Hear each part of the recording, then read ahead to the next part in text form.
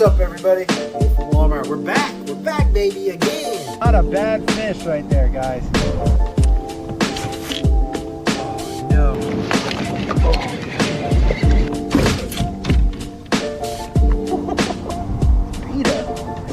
Out here catching Folsom bass right now, dude. Woo, he's a little chunker.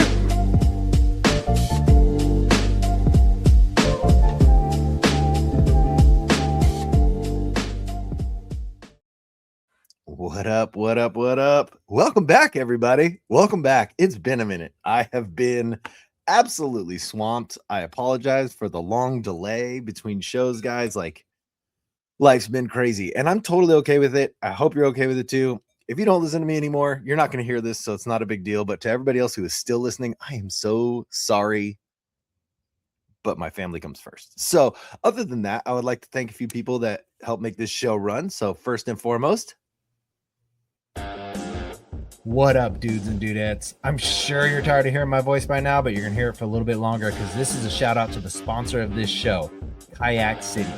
Kayak City has been taking care of me ever since I started getting into a boat and paddling around in the water trying to catch some fish. And when I tell you it is Kayak City, it is literally like a city of kayaks. They have Bonafide, Eddyline, Feel Free, Hobie, Jackson, Native, New Canoe, Old Town, Wilderness Systems, and so many used kayaks. I stopped trying to count them a long time ago. If you guys are looking for accessories, they have walls and walls and walls of accessories. They have one wall dedicated specifically to Yak Attack, and it is a massive wall.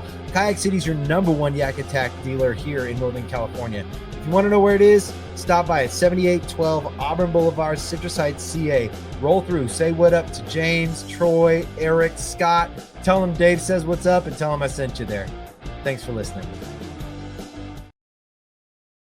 also another sponsor of the show. I really appreciate you guys stepping in and jumping and having fun. Element, you guys can't see it on the camera because my camera sucks, but if you're listening, LMNT, 4 letters for a salty, delicious electrolyte beverage. And when I say delicious, like, I'm a huge fan of almost every flavor. A lot of people like the orange. I don't necessarily like the orange, but they did come out with a new one. It's called Pink Lemonade, and it is my gas. Like, I drink way too many of those packets a day. I'm probably gonna get some sort of sodium bloat from drinking so much, but I do love it. It's getting hot outside, so if you guys aren't taking care of yourself, like, stop, take a second, figure it out. Add sodium, magnesium, potassium to your diet. You can get it all in one packet with the Element, dude. If you need anything, there's a code. Hit me up. I'll send you the code. I don't put the code on the show because my personal reasons. I don't put codes on the show, but if you guys want anything, please, by all means, you guys know my contact information. Hit me up. All right, let's do a little bit of housekeeping. July is today. This is when we're recording, is July 1st. And in the next month or so, there's going to be some show changes. There's going to be some additional sponsors coming on. I'm still working on a few things with these guys. I'm very excited to tell you guys.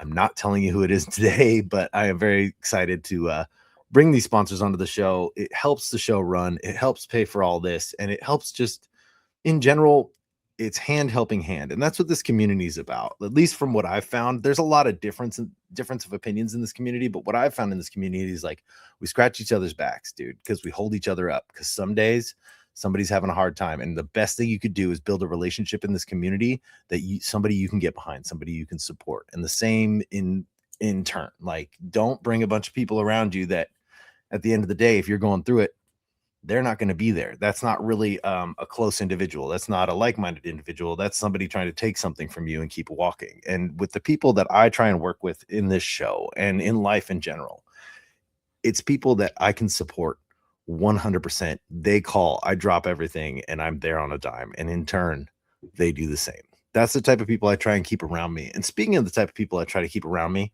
when I was younger, I was a knucklehead. I made terrible decisions.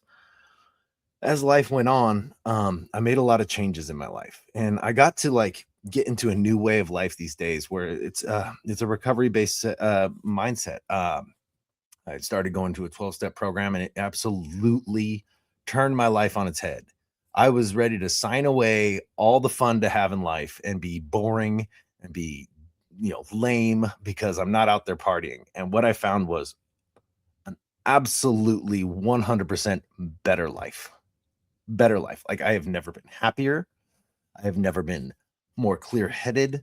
My life, I actually have jobs. Like I actually own a company now, but I got to hold and keep jobs. I got to hold and keep friends. I got to hold and keep significant others. Like I have children today because of that decision I made 21 years ago. And in this whole like adventure that I've had for the last 21 years, I got to meet somebody that was super incredibly important to me. For years, he was one of my favorite persons. In fact, one of his story is one of my favorite stories I ever heard. It was like 6 minutes long, and it was the most amazing thing I've ever heard in my life. And we got to know each other through time, and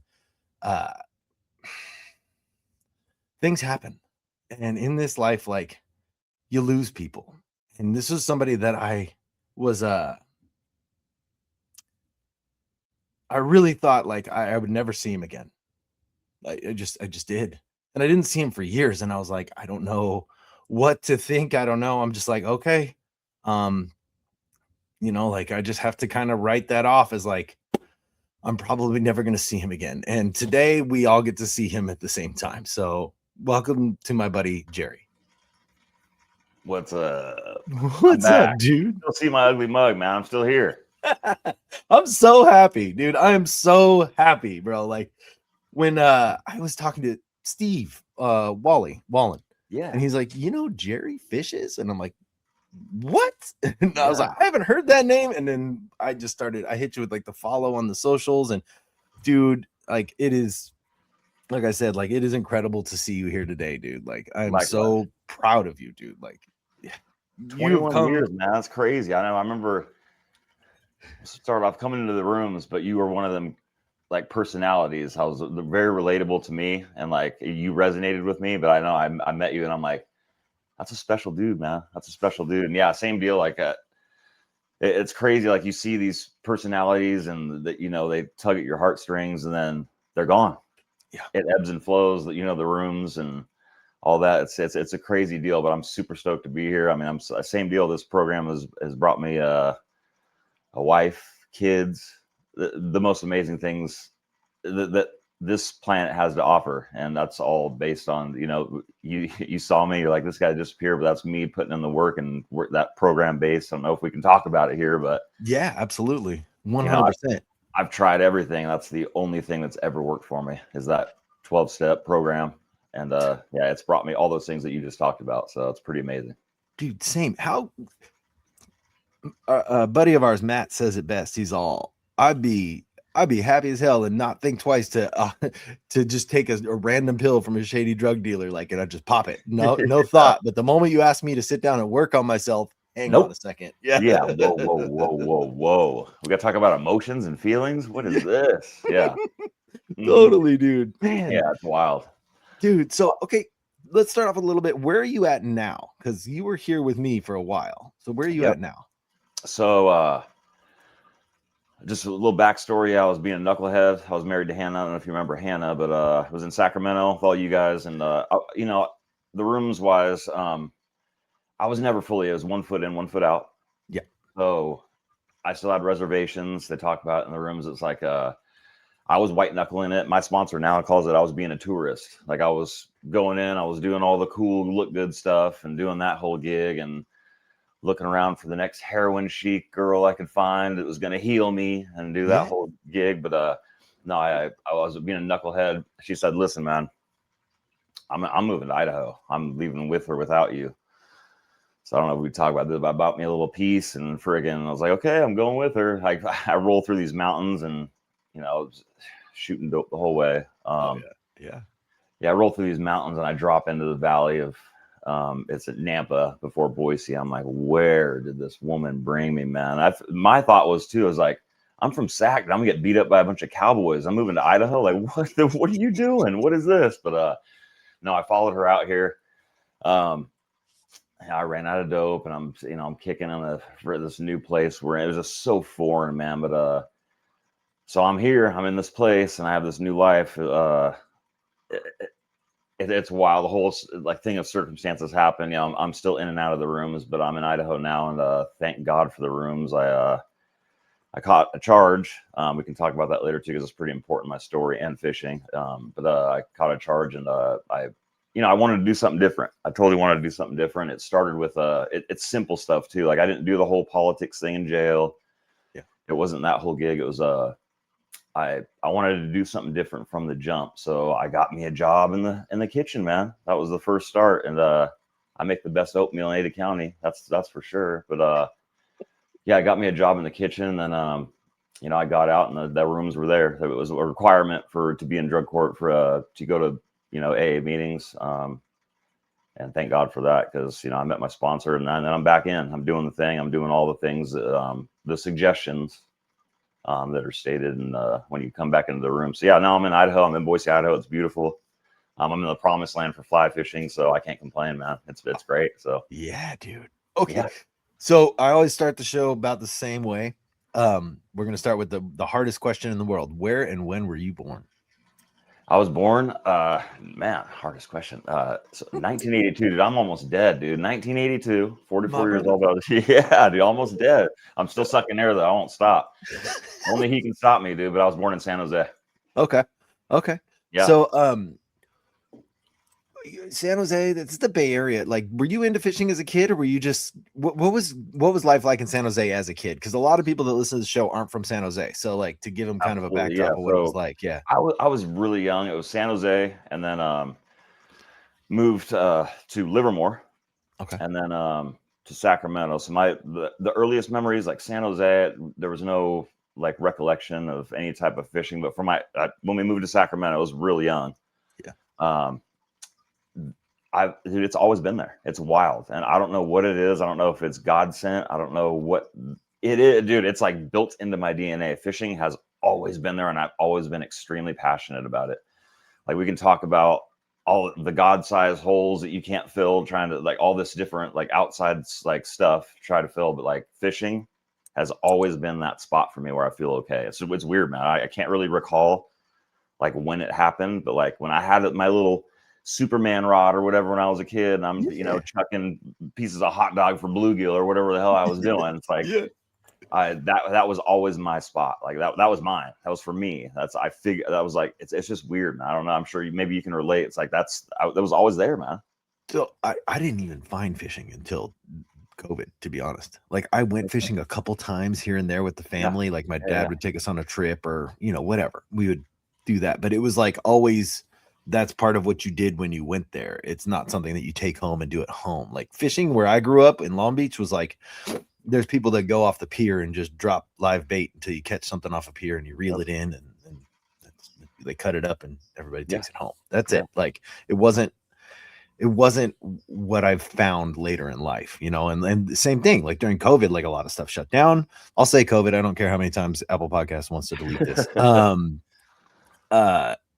It was like everything was shut down, and so I couldn't go to my meetings like I normally could. I'm like watching people on a computer. I'm like, dude, I could watch something else on the computer. Like it was just there was a lack of intimacy, lack of interaction. You know what I'm saying? And so it really bothered me. And so my mother-in-law had bought me a fishing rod, and so we have a creek right here, Dry Creek. Like I live over in Roseville, so we'll do. Yeah, right here. And I just went down there, dude, and I caught like a little spotted bass, and I was like, this is incredible, like this is super fun. That's how I found it. So I didn't have that whole like I didn't have that whole field. It was just I was always skateboarding, like I was just for sure 100% all the time. So so when the what you're saying is like you found it very young, so you always had that inside, which is that self-centering moment, you know what I'm saying? So moving on, like in life, like what was it like growing up out here in Sac? Because I also did not grow up in Sac. I moved here when I was like 20. So for sure. So I lived a little like 30 minutes east, Cameron Park, El Dorado Hills, and so yeah, my parents alcoholics. My dad took him. The alcohol got the best of him, but it was like there were struggles as far. I didn't really understand it when I was a kid, but jobs here and there he had, but. Sacramento, it was good. I lived east. It was in the foothills, but my dad always had a thing with just escaping the mountains. You get freaking hammered and we go fishing. That's what we did. That was our thing. That was our bonding experience. so it was cool. I got to go up to the you're very well versed in the American River. It's one of my favorite rivers ever. I miss it dearly. Like that's the river for me.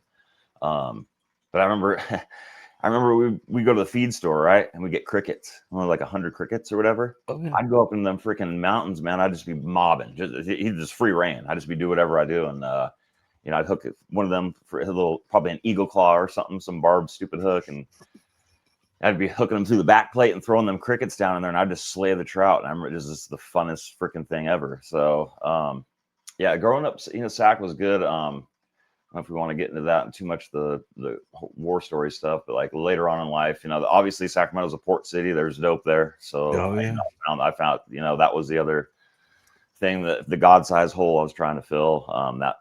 That filled it. But yeah, Sacramento, it was great, man. It's a cool city. It's a melting pot. You get all walks of life, which is cool. But then, I found out my ugly mug walked in the rooms, and you guys all met me. But it's a cool spot. I miss you guys. I miss Sacramento a lot. Like that's home base. My mom still lives there. She lives in Rancho, so I love Sacramento. Man, I want to fish that freaking river, man. I want to. Say less, bro. You got a spot. Roll through. Quarter that river with my freaking switch rod and freaking swing some freaking streamer. We'll see what happens. Some hobo space. So, well, dude, hey, there's a lot more homeless that live there now, but they don't mind. You're just like, hey man, you mind if I come in here and fish in your living room? And they're like, yeah, go for it. And you're like, okay, cool. Absolutely, for sure. Yeah, heck yeah. They're pretty chill. No, so we miss you out here too, dude. It's a big deal. Like, your name gets brought up semi frequently. Wow. We were all there together. You know what I'm saying? Sure. So we all came up about the same time. So it's absolutely. But so moving, you're saying living in Sacramento, like dope and fishing basically filled the void that was inside you. Do you want to talk about the void at all? Like to explain to some of the listeners, like what we're talking about here? Yep. So, ever since I can recall, when I became like cognizant of like being Jerry or being me, like there was always something that was amiss. Like I couldn't put my finger on it. I felt less than, just like a weird, like uneasy feeling. A lot of us probably can't really pinpoint exactly what that feeling is. But my whole life I had it. And I remember the first time, like, natty ice, dude. Let's crack some natty ice. I'm like, what is natty ice? What are we doing here? So I don't even know. It was 7th or 8th grade or something. Yeah, we're cracking natty ices, and I remember too. It was like, I'll drink that. It was nasty. I'm like, what are we doing here? Drinking that. But I got a vague feeling of feeling there. I talk about this God-sized hole, and that's just that feeling of being less than or feeling like I'm not a part of. I see these people walking through life, and I'm like, they got it figured out. I'm lost. I don't have it figured out. I'm trying to pull all these different, of the world things into my life to try and fill this God-sized hole. That natty ice filled that hole for a minute. The real one was, it's funny, man. I went to my buddy Keaton's place. His parents were out of town. I found it's fishing again. Yeah. Found some freaking dirt weed. Some Mex had seeds in it and shit, but some dirt weed in my dad's tackle box, dude. I found it. I'm like, oh, I know what this is. I brought it over to my buddy Keaton's house, and we were smoking this dirt weed out of a freaking Coke can or something. But dude, I remember that that was the moment for me of like, I found it. We were playing ping pong. It was just we were playing ping pong, just high as a kite, playing on this is dirt weed, playing ping pong all night, and I was like, this is what I'm doing. Like I found my thing. Like this is what I'm doing. I found my home, and that was just that was the start. And hey, if you can just stick to weed, I'm not talking shit about some weed. If you can stick to weed, if you can stick to her, good for you. Good on you. I cannot. I'm not that guy, but I get high, I get bright ideas, for sure. Dude, if I smoked some weed now, I'd probably be sitting at the freaking window with a handgun and be like, what's going on with this? But, with the blinds, just like dude, tweaker status. But that was it though. That moment, it was wild, man. And I had experiences down the line we can talk about too if you feel like it. But it was like a warm blanket. It's wild, dude. It was like a warm blanket. I felt a part of. I felt like, and the correlation between that and the rooms, it's like, come do what we do. So my homies are like, come do what we do. Let's smoke some weed. Let's do some dope. Like, Same with the rooms. Come do what we do. Like, come sit down in a chair. You know, like old timers be talking about. You know, take the cotton out of your ears and freaking shove it in your mouth. Like, let's listen and, you know, take some suggestions. So that's where it found, is that freaking playing ping pong, finding some dirt weed in my dad's tackle box. That freaking ignited a whole career for me of, you know. Oh yeah. No, wow. Dude, hey,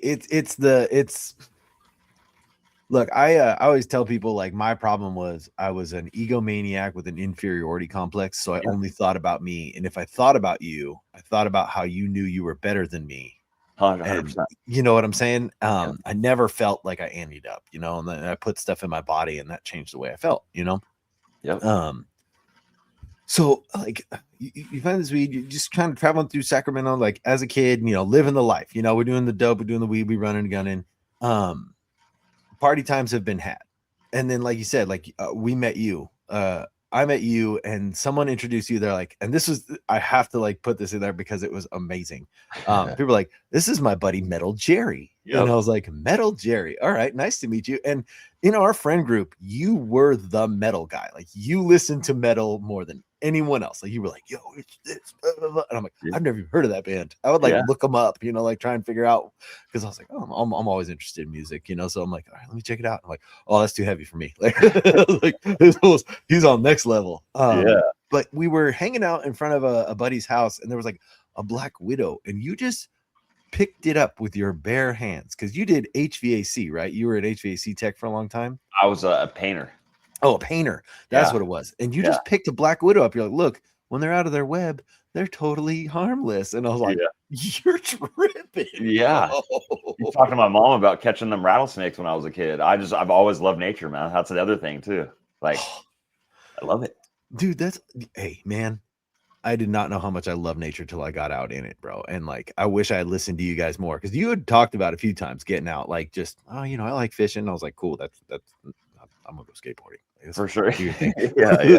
But like now, like looking back on it, it's like the little nuggets that you were dropping back then. I was like, man, I wish I listened to him a little bit more. Likewise. 21 years, man. Likewise. Bro, it's all piss and vinegar, you know. That's sober. Yeah. You know, I'm just kidding. But yeah, so when you started to make some changes, like you started to like find recovery and like do a couple different things, what was life like for you then? Like, because there was a long time where you were around, but you know, you were in a relationship, I was in a relationship, we were on two different sides of the spectrum. So like, what was that like for you going through all that? Man, so I mean, I said at the beginning, it was 1 foot in, 1 foot out for me. Like I've always known about the rooms from, you know, my dad, his struggles and that whole gig, but I always knew about the rooms. It was just like, I never fully bought in. I'm like, why were these old dudes from freaking the 30s? Like, I'm going to listen to read this damn book from God knows when they wrote the damn thing. And like, I'm thinking, I go into the room like, okay, well, there, you know, it was young people's, that meeting's full. It was full from young people's or whatever. But I remember resonating with, you know, Stacy, Matt, and Mick, all them guys, but I seen that, I'm like, okay, well, these guys have something figured out. Like, it was attracted to me. It was attractive, but I never fully bought in, man. It wasn't like the steps are going to save my life. It was more or less like, my deal is too, is like, if I'm not going to have fun in recovery, I'm going to go get loaded. Like, it's not worth it. Like, I'm going to have fun. Like, if life's got to be exciting, and that we're allowed to have fun in recovery. But I never I couldn't be like brutally honest with myself about where I was at my current position in life. And like, I was never, that's the huge, like the biggest part, like being brutally honest with yourself. Like, I am a fuck up, like through and through. I do not have anything figured out. I am self will run riot. I think that my ideas are gospel, that it's going to work out. If I find this girl, it's going to work out. If I find this job, it's going to work out, and all this stuff. And I'd always fall flat on my face. Dude, I can totally relate to that. And honestly, I think everyone can relate to that, because I always think it's the next thing. Yeah. You know, I always think it's the next thing that's going to either fix my situation or fix the way I feel. Like, I am always seeking that next thing or that next level. Like, okay, I'm doing this, but if I could do it at this level, it's gonna, 100%. you know, like this is gonna fix it. Or like it's the old thing, and I'm sure everyone can relate to, like when you're a kid, you feel like one day you're gonna wake up and be an adult and know everything.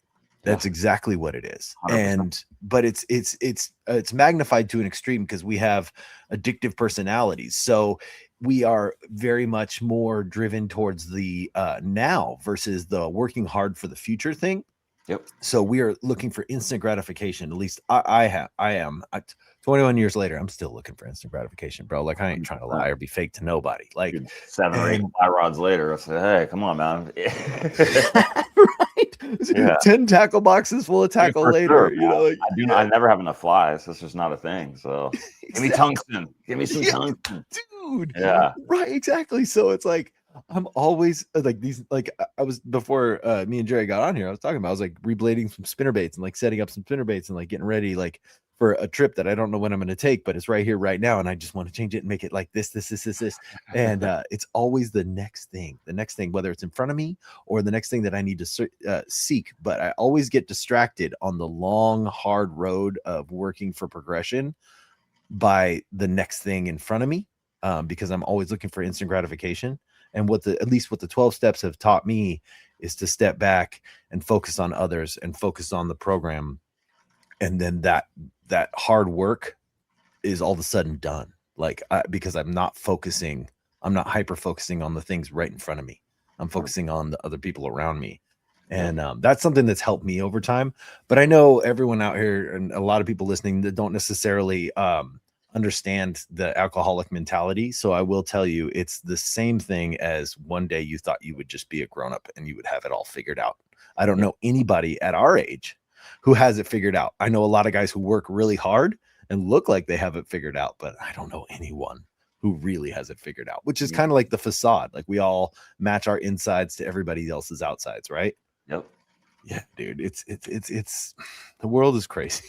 Yeah, the figuring it out part, man, it's like that too. I know some extremely successful people doing really, really cool stuff, and they're vulnerable. They're like transparent. Like I don't have it figured out. I just they take suggestions too. Like like mentorship's huge. Like they're just trying to do their best. But the thing I notice and all that and like successful people is like it's like persistence.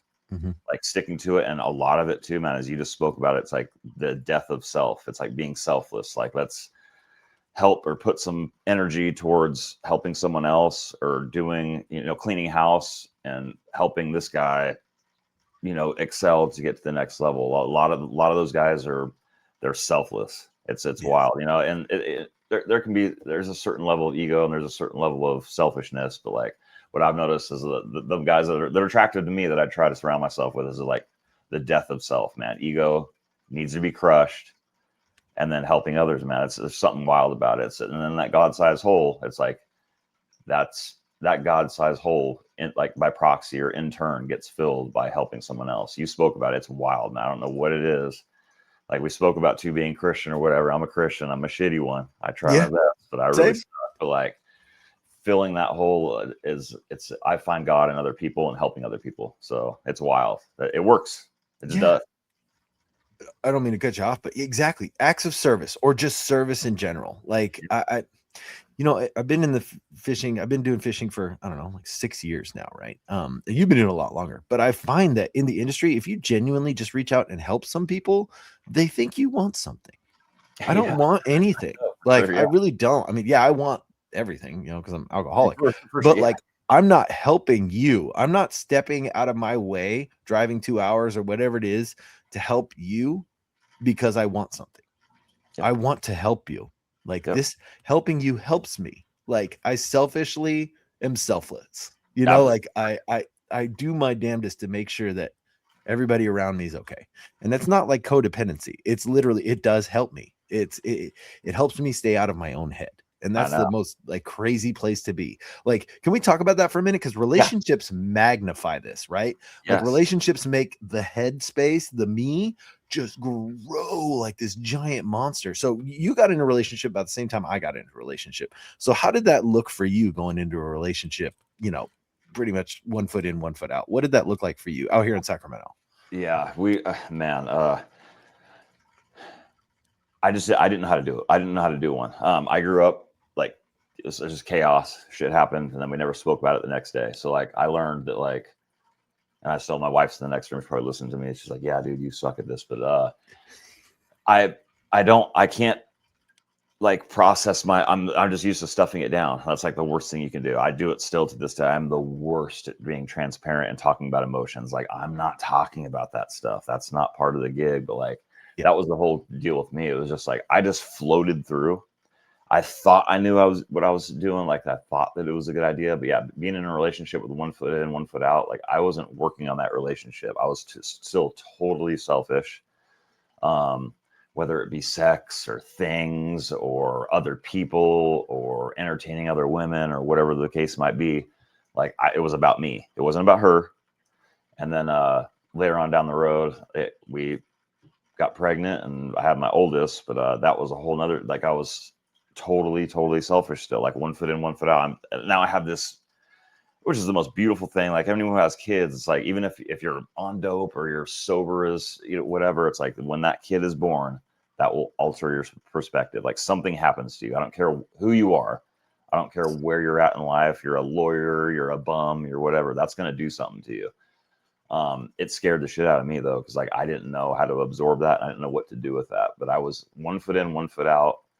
And, I'm in Sacramento. So, I'm growing weed the whole time. If that was my thing, I'm growing weed the whole time.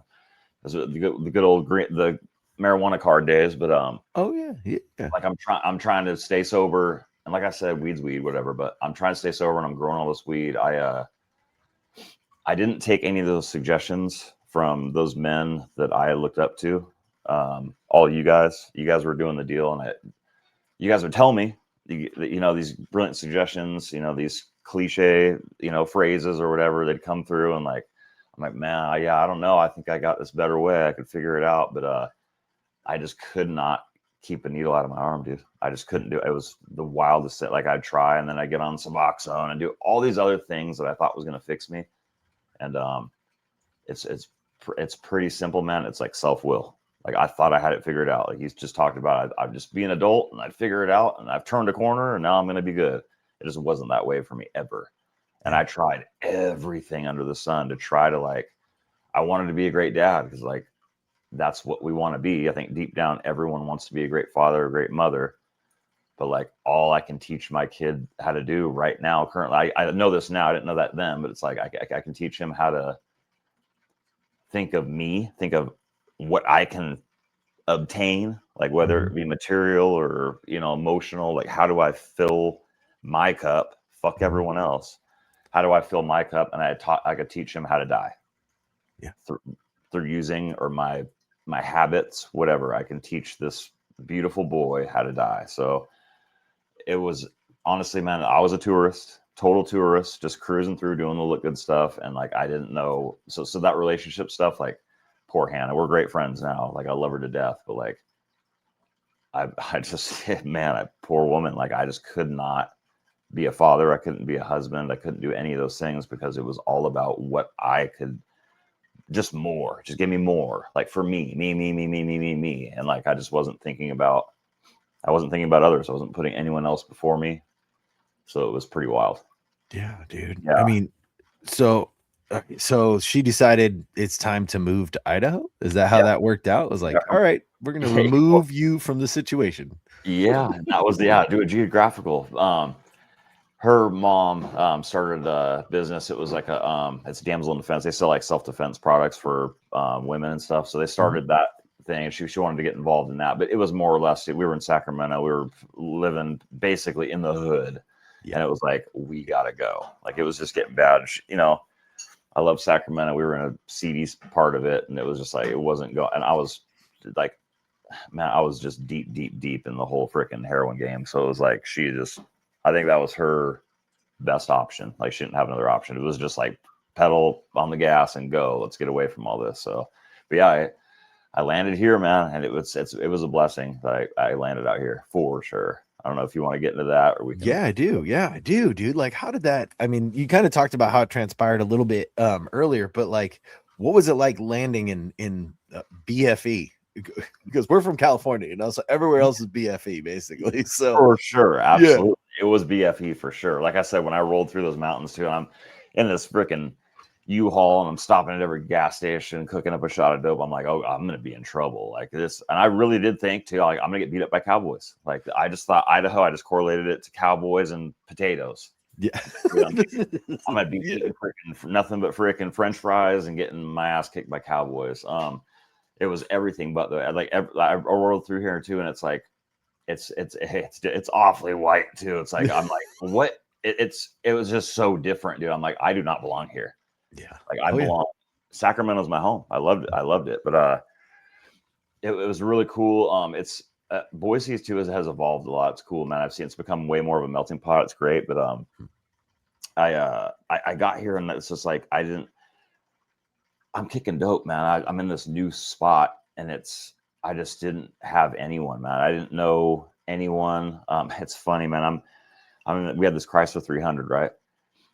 I'm driving through. Yeah, you did. I forgot about that. With California plates, right? And I'm Yes. kicking, dude. I'm sick, and I'm like driving through freaking Meridian, beautiful part of freaking Boise, or it's suburb, but I'm driving through, and I'm like I'm like trying to find something seedy, trying to find something grimy. I'm like, where's the dope at? Where's the dope? I gotta try to find these guys, and I roll up. I get lost too. I have no clue where I'm at. I'm just a mess, dude. I'm dope sick. And like, I go up to this dude, and I was like, he looks like the guy. I roll down the window. I'm like, hey man, where's the black hat? He's like, what? Where's the black hat? And he's like, man, you look terrible. You're in a Chrysler 300 with California plates. Go home. This is not the place. And like, dude, yeah, dude. I'm out here just trying to freaking figure it out, fill that hole, and like, man, it was wild. But a series of events happened. I honestly, I kicked the dope. Obviously, I had none left. I turned into a raging alcoholic, dude. I hated alcohol my entire life. Mm-hmm. I despised it. I grew up watching nothing but chaos from my parents. Drinking, it was just all like, it was just programmed in my brain, like alcohol is terrible. I turned into a raging alcoholic, and boy, I have never been in more trouble drinking. I got more trouble drinking than I ever did using dope. Alcohol is a monster. It is, dude. Oh my god, dude. It got real bad real quick, and then did you get beat up by cowboys? Did you get beat up by cowboys? Yeah. Them boys can drink. Them boys can drink. Yeah, so fast forward to story.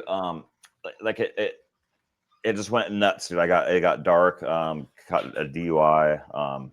I should have had 10, but fast forward. So all that transpired. I fell back into dope. I finally found it. I was in the trades. I was painting, and I heard this guy talking about black, and I'm like, "Where's it at, man?" So I got back into that world. Well, it's nuts out here. It's a landlocked state. They ain't got it like we got it in Sacramento. So I was driving back and forth Sacramento maybe twice a week, a lot of the times, and it was wild because like, I knew I wanted something different. At this time, I had 2 boys. I had another son born here. I'm in jail though, and doing my thing. Land up in jail again. Hannah and my sister, they come into visiting in the jail. I'm in Valley County Jail. It's up in the mountains. It's a beautiful spot, Cascade, McCall area, but the jail's not beautiful. But I'm in that jail. They come to visiting, and the whole time I found out Hannah was dating someone else. Good for her. I wanted to kill his ass. Now it's her new husband. It's all about us. Yeah. It's all about me. Yeah. Yeah. You have to wait for me. You have to wait for what I'm doing. You're gonna be there. Yeah, exactly. Yeah. But I'm in visiting, and they come through. My sister and Hannah, they're crying, and the only thing I could think, once again, me. I wanted to say fuck you and fuck your new man. We had a house, and he was living there. I found out whatever, but they told me my dad had passed. Alcohol got him, right? Well, that moment clicked. I didn't even register that my dad passed. I had a little shitty coffee cup with some shitty freaking instant coffee. I threw it at that freaking visiting room glass, and I said, fuck you, enjoy your new husband or whatever. So I'm thinking me. Yeah. Didn't even, it wasn't about my dad passing. It was all about what everyone did to me, how everyone did me dirty. Yeah. All their transgressions and all their shortcomings and all their stuff and all their. Yeah. I didn't do anything. I'm doing my thing. I'm perfect. Yeah. Oh, yeah. No, it's ego, and to explain a little bit more to listeners, like when you're an alcoholic, like you are self-will run right, you're driven solely on ego. 100%. When you're driven solely on ego, any type of emotional circumstance or situation that you run into, you have, people have the fight, flight, freeze response. Alcoholics have this thing, it's called resentment.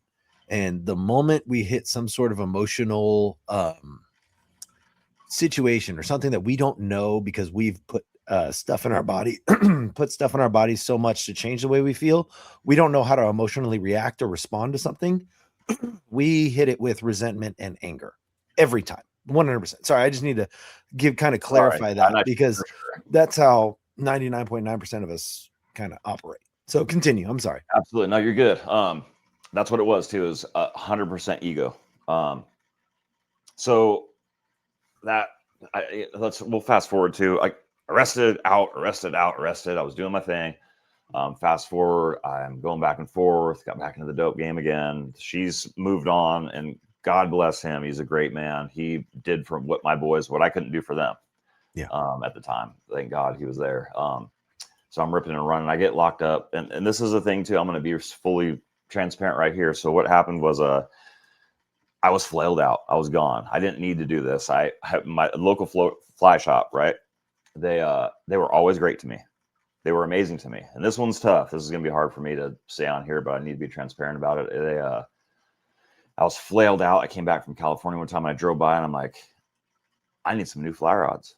Go fishing. And of course, me and the community, it has always been amazing to me. They've always helped me, and we can talk about that later too now. But the community has always been there to help me. That another community that's healthy, this sport, this hobby of fly fishing, like, they've always been there. So I go into this fly shop when they first opened. It was like 6:30 or 7 in the morning or something like that. And there's one worker there. I know him too, and I won't say the fly shop's name or whatever they know, but I go downstairs and I knew where they held I had done this before when I was messed up, but I go down there and I stuff $10,000 worth of fly rods in my pants, and I walk out of the freaking store. The owner, it wasn't the owner, sorry, the manager of the shop comes down. He's like, "What are you doing?" I had these little, like, tungsten, like, hotspot beads, and I'm like, "Oh, I'm just buying these." He knew, but I walk out of the store, right? I buy those little beads and walk out of the store. That action got me. It's crazy, come full circle. That action. So I had a warrant. They knew what I did. I ran back to Sacramento.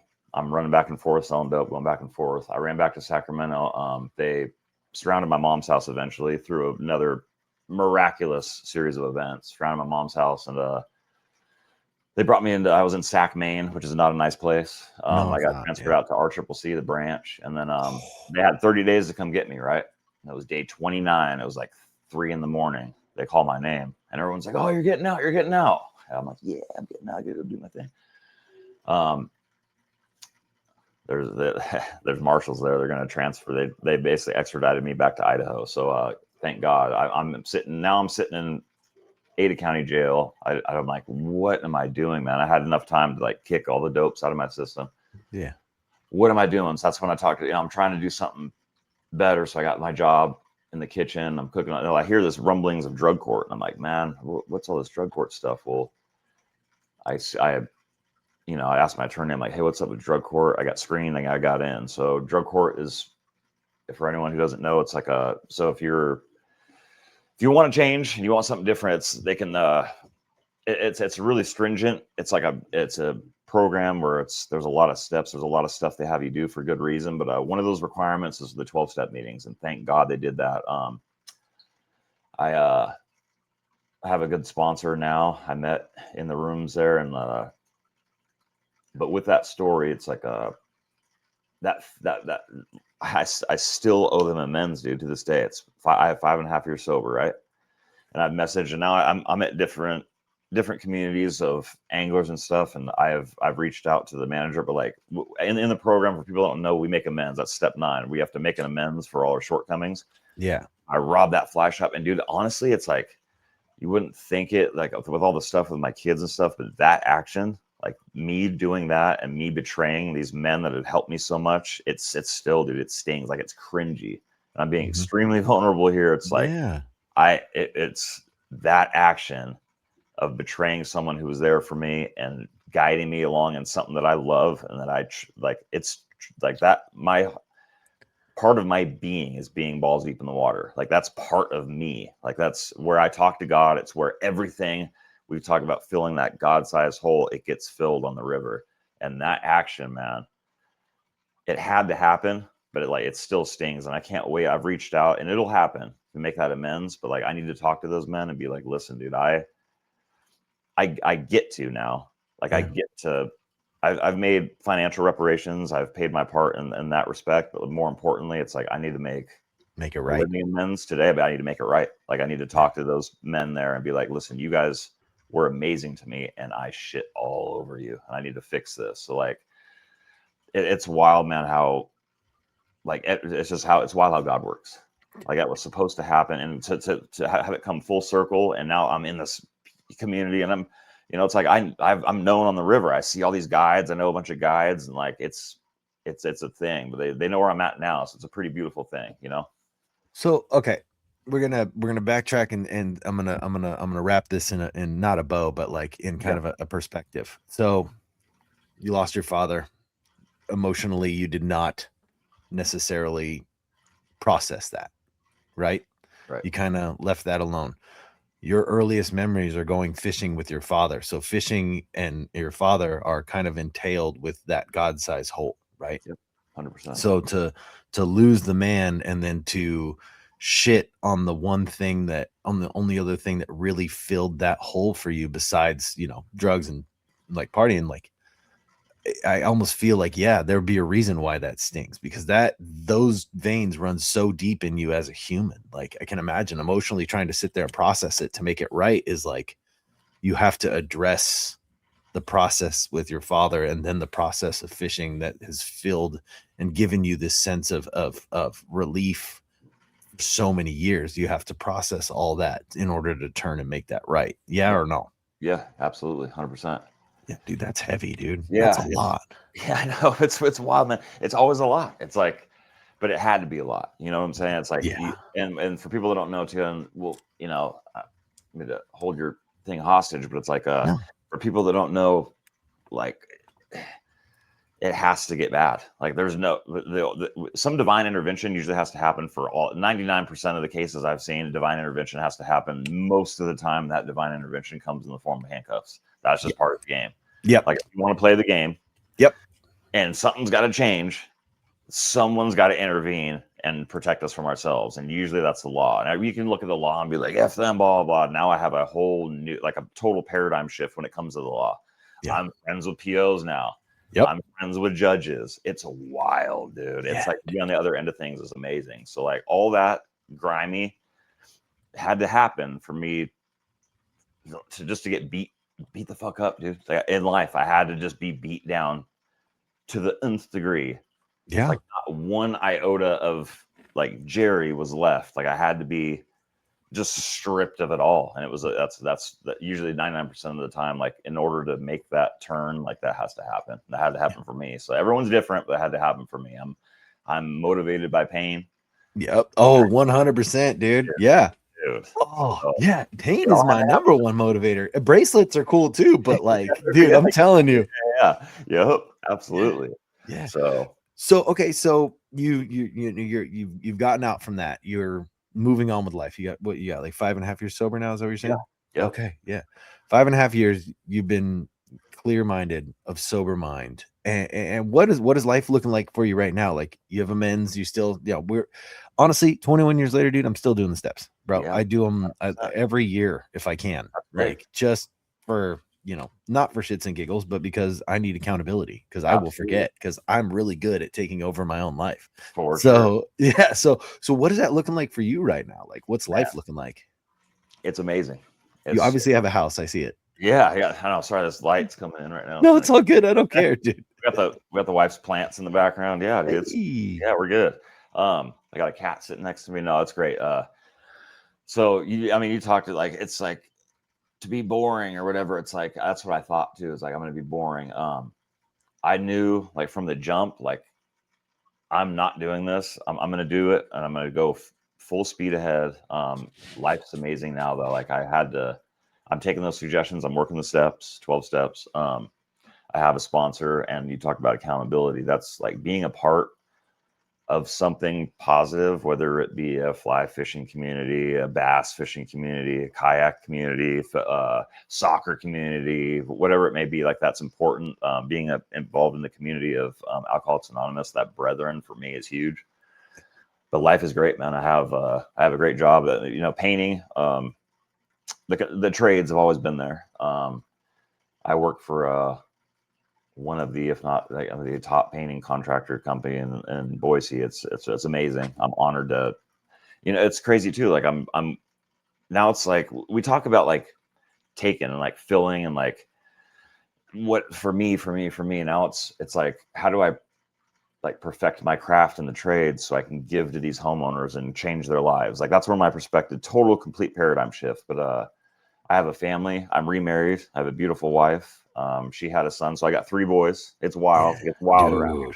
That's epic. I take them fishing. It's wild. It's a shit show. It's fun. It's a shit show. But to come full circle too, man, I get to like them boys now too, and I get them on them sturgeon. But oh yeah, I'd always be just fly, be the fly guy. You know what I'm saying? But no, I take the boys out too, and I put them on freaking. We're catching 7-foot monsters.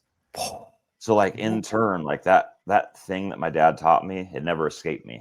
Like he's still there with me, and I get to show the boys how to experience that in a healthy manner.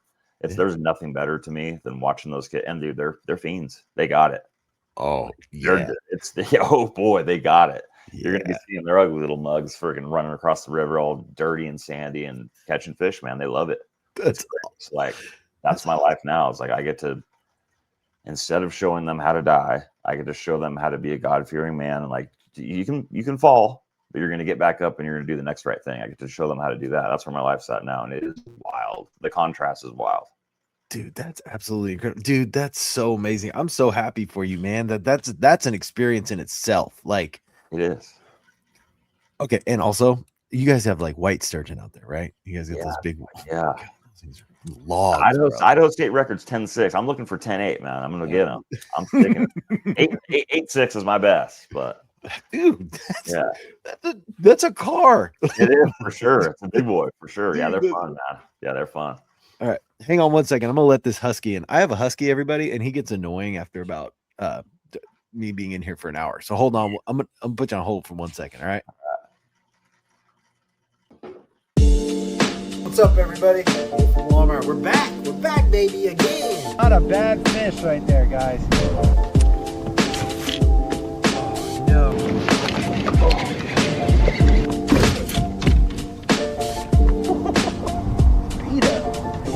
Out here catching Folsom bass right now, dude. Woo, he's a little chunker.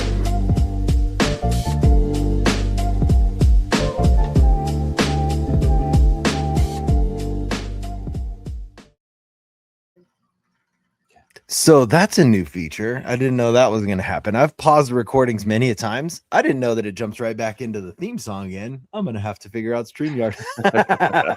Dude, now they know you paused. Yeah. Dude, I got this husky. I like him. My wife loves him. My kids love him. He is my wife and children's dog. But he, like, I don't know why he always comes to me. I'm like, dude. Oh yeah, well see these little drapes are drawn right now. It's because I have a freaking 130-pound Rottweiler with diabetes. Oh, and I got a water dog. I had that because my Rottweiler cannot swim. I've saved him out of the Snake River a couple times, but I mean my Golden, he's a water dog. It's funny, dude. The first time I brought him to the water, they've never seen water. That's it. They just know. Switched in him. Yep. He was. Dude, head underneath the water, grabbing sticks underneath the water and dragging them up on shore. I'm like, oh, I got my water dog. So yeah, I get it. I relate. That's bad. That's awesome. Yeah. All right. So you are on the Snake River, that's your home river. Is that where you're at mostly? I'd Or say to be honest, I'd say my home river is the Boise River, the one that runs through town. So okay, yeah, the Snake obviously is the Snake. Dude, the Snake is insane. It's a beautiful freaking fishery. It's amazing. Yeah, white sturgeon, smallmouth, smallies are plentiful. Catfish. It's a great fishery for sure. And then obviously you get into colder water drainages, and you're looking at freaking all every species. But yeah, in town, man, it's something special. That's where I learned to fly fish, was the Boise River in town. I think it's 23 plus miles that run through town. It's a lot longer than that, but we're blessed that it runs straight through town, and it's a beautiful fishery, man.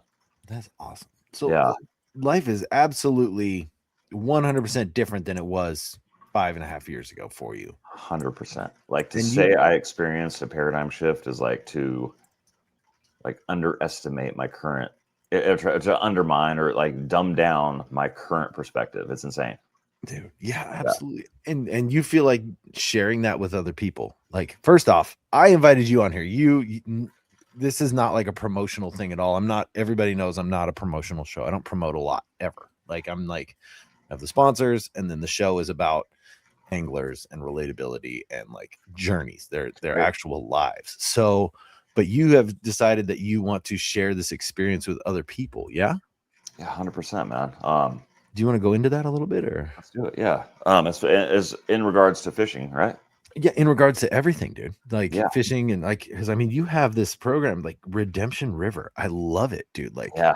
let's dive in, dude. Okay. So I've always obviously we talked about it, the river. Yeah.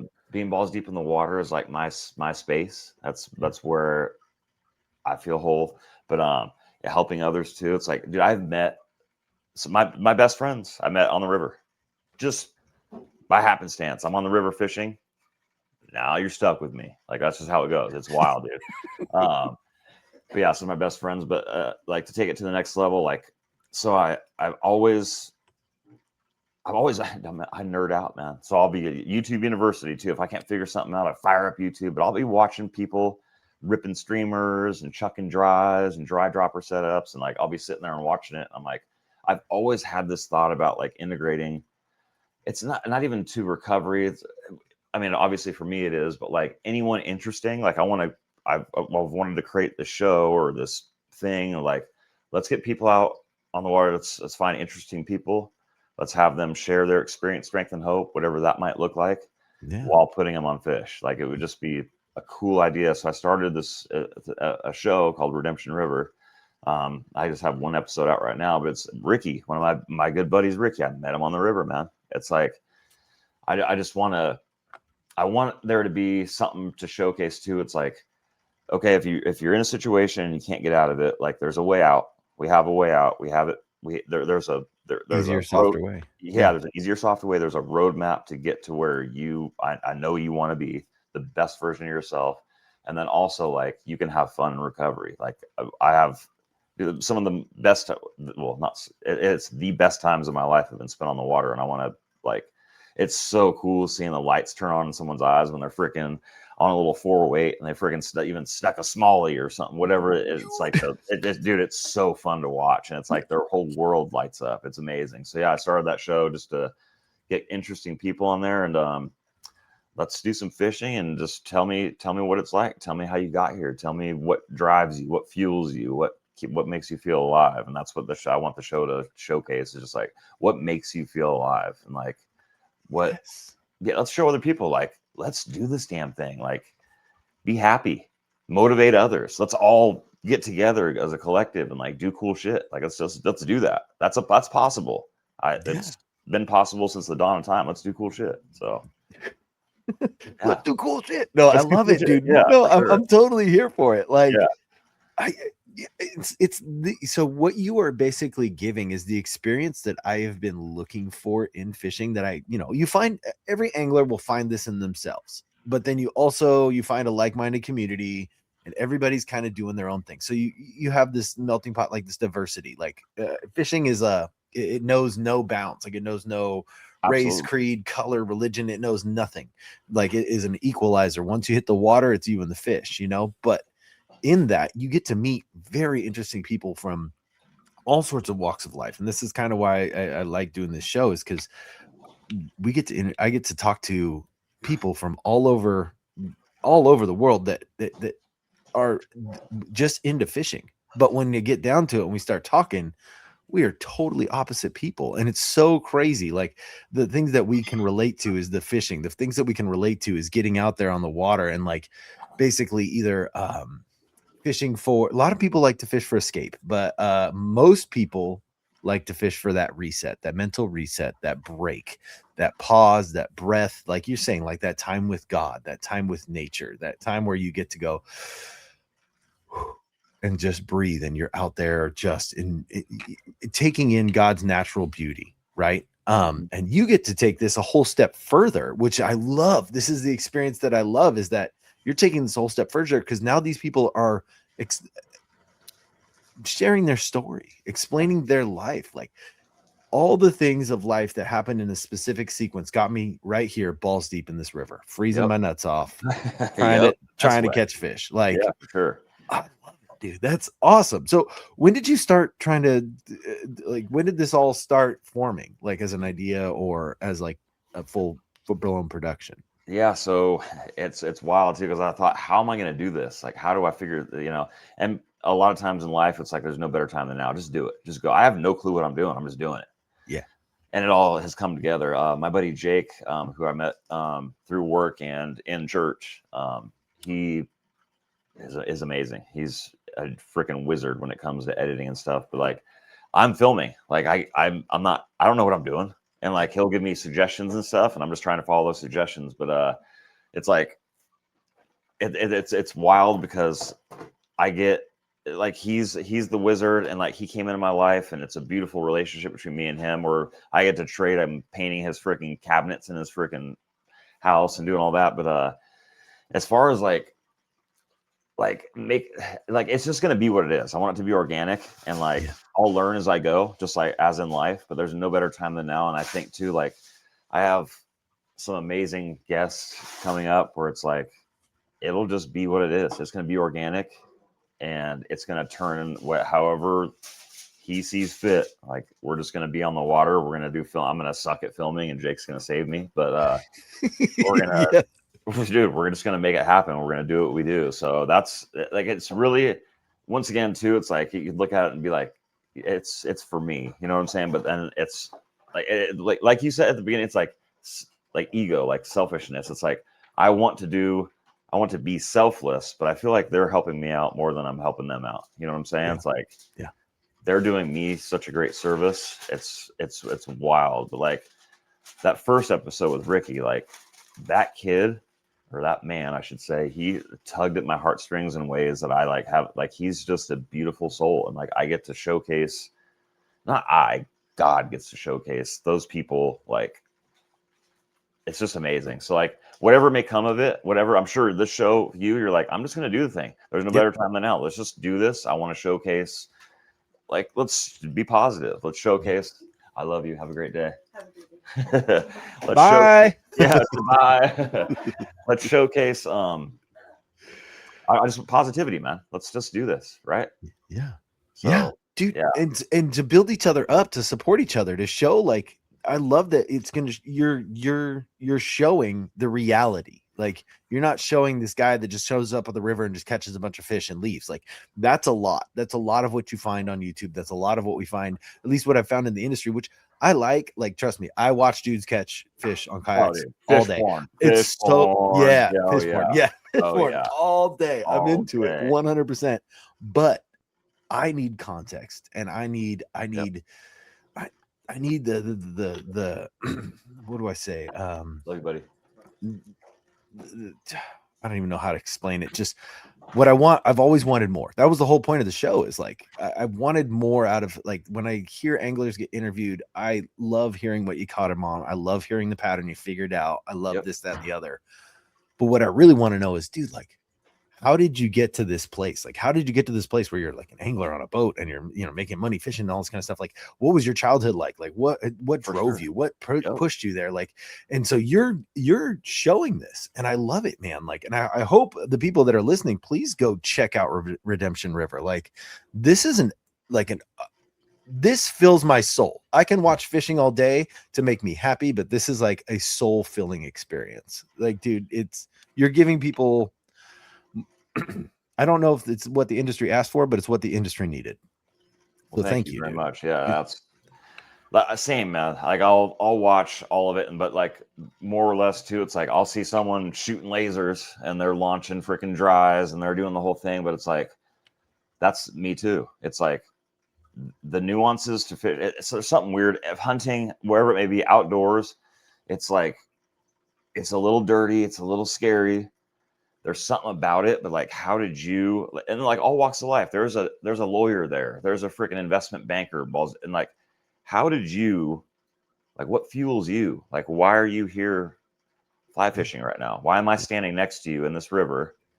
Totally different walks of life, however you got here, but like, what is it in you? And I think I know too. I haven't fully pinpointed it down, but like, you've got it. You've got that thing where it's like, whether it be God, I mean, obviously the fish is a bonus, but like, it's adventure. You're in that water.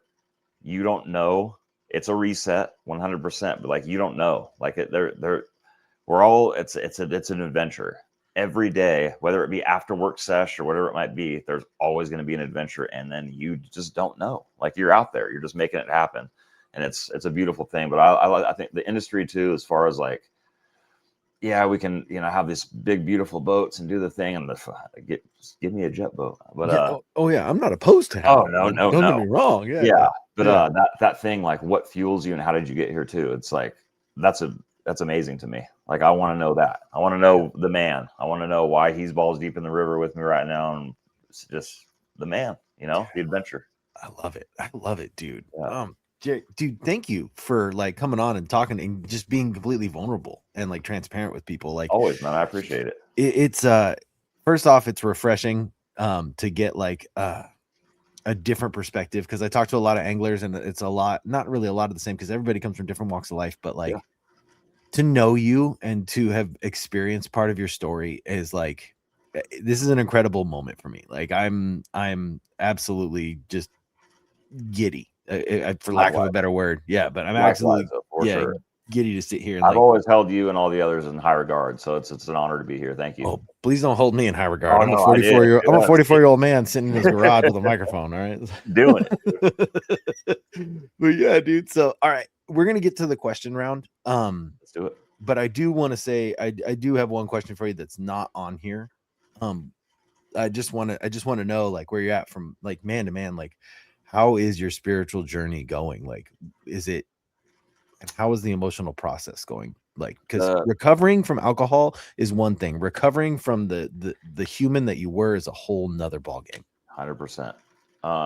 I feel, and I'll be transparent once again, like I'm doing all the things. I've recently talked to my sponsor about kicking it into gear. I'm doing all the things. I think the suggestions that people have given me. I'm doing, I have a home group. I'm involved in this alumni gig. I'm doing what I feel and what has been told to me is to be important to stay sober and to be the best version of myself I can be. The spiritual journey, though, man, I think it's like a firewall of sorts. I'm not sure, and it's on me, I'm sure, because he's always there. But like, it's like my prayer life isn't great. I get, as soon as I wake up, and I'm trying to, it's weird. I'm in a place in my life where it's like, and we talked about it too throughout the podcast. It's like more and more and more, I'm trying to shed, like I'm trying to get rid of stuff, which is weird. It's a totally different place for me to be. I'm trying to shed debt. I'm trying to shed, this excess. I'm trying to shed this so I can focus.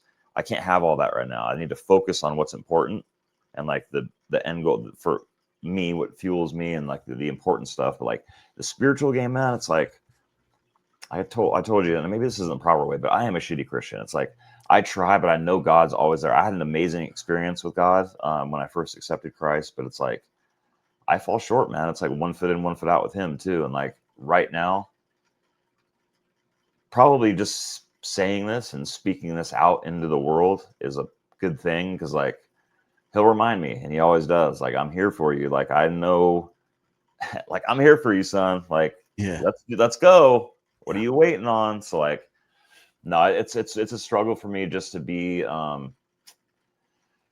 there's church and that whole gig. It's just a relationship. I know that's what he wants, and that's what I'm struggling with, is a relationship with him, like a full blown, like, cognizant, aware of relationship with Christ right now. So You're not alone in that, dude. I'm very similar. I'm how do I explain it? It's very hard for me, being an egomaniac, to let go and let God do what God needs to do, and all he desires is a relationship with me, and all I desire is a relationship with him. But the moment it starts to get good, I take credit for it, and then I put God by the wayside until it gets bad again. Like I said, pain's a motivator. Yep. So it's like, right now the struggle for me is trying to continue that relationship before the pain. You know what I'm saying? Like, to just like, okay, like, it's good, but God needs the glory. I don't, I don't need to tell everybody, oh, I just did this job or this, that, or the other, or I just, whatever, flipped my car upside down with my bare hands, like, Yep. I don't, that's not me, and I need to not be taking credit for these things. And like, that's the hardest part about me, is struggling with my own ego. My ego gets in the way of my spiritual relationship with God. And it's disgusting. Like, I will tell you, like, I am no healthy Christian by any means. Like, I do and say some stuff that I really shouldn't do or say, and like, then I have to make it right later. And I feel like it's gonna be a long walk. And like, people are like, oh, just utterly surrender. Like when you get sober, like, just utterly surrender. I've tried. Yeah. I try, and I continue to try. And Yeah. I think the best thing I have going for me is I ain't got no quit in me. So I Same. will continue to try. That's the only thing I've ever been good at, man, is never giving up. That's the only thing I've ever been good at. And I think too, totally relate to that. It's like that relationship. It's like, man, I just have to freaking, I have to learn. Like, I have to just keep going. Like, I'm not great at like that burning bush type deal. It's like, I'm of the educational variety. Like, I have to, and it's the same deal as like fishing, correlate with all life in general. It's like the pursuit of my relationship with him is like, it's going to be ongoing. It's like a game of poker. It's like an easy game to play, like, to figure out, but it's like, there's so many nuances to it. Like, it takes a lifetime to, like, we're never going to figure it out. It's just like, I guess, I don't know. My best thing is to like, just keep on seeking him, and it'll work itself out. That's all. I don't know. Maybe I'm wrong. I don't know. That's what I'm going to do. Dude, that's all I do, and I'm honest about it every time. When someone's like, "Oh, how's your relationship going?" I'm like, "It's terrible," because my ego keeps getting. Yeah, like, that's I'm great. working, like, I'm trying. I ain't quitting anytime. People need to hear that, dude. Yeah, people need to hear that. That's 100%. The thing. Is that I feel like a lot of people go and they just go and they dive in. I'm not talking smack on people, believers at church, Not because at all. like, go ahead, raise your hands and sing. I envy them. I'm like, yeah, how? I do. Same. I do. I'm Yeah. like, I wish I had the balls to raise my hands and sing. I'm not a singer. Same, dude. Like, Same. I ain't that dude. But Me what neither. I will tell you is that I'm honestly continuing to seek. I can't. I feel like everybody, like, again, like, I feel like everybody's got it all together, and I'm missing a piece. But like, I'm not gonna quit. Like, I'm gonna keep trying. Good on you. Yeah, that motivates me, man. Thank you. Yeah, it's being honest, dude. Like, Absolutely. I'm not really. I mean, you know me. I've always cut the shit. Like, I'm. Absolutely. I'll just tell it to you how it is, and that's, or at least for me. Yeah, great. All right, so let's jump into these questions real quick. There's 12 of them. Yeah, 12. Ooh. Yeah, but hey, bro, you know what? We know each other well enough. Like, it's gonna be awesome, because like, these are questions that like we have either discussed or in past, or like it's questions more related to our lifestyle anyways. Absolutely. So, but the first couple are, who is your favorite angler and why?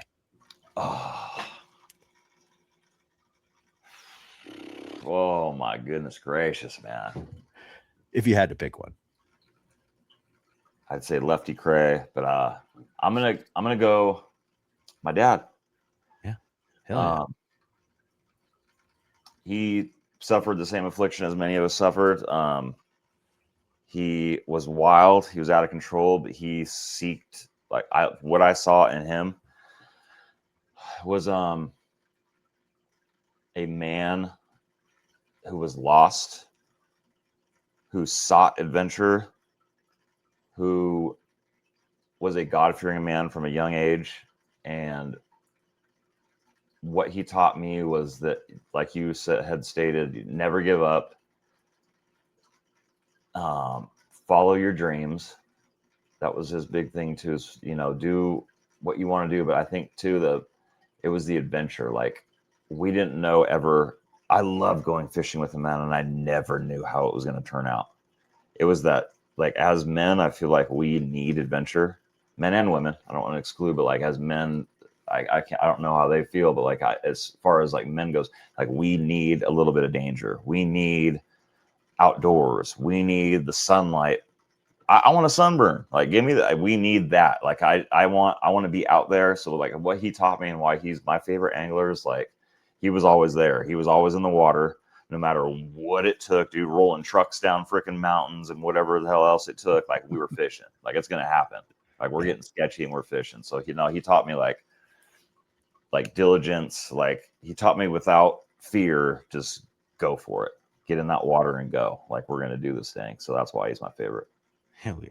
Okay, so then who's your favorite fishing personality? Like, that's the second question. Who's your favorite fishing personality? Like, if you had a YouTube guy to follow, like, who is your go-to to click and watch?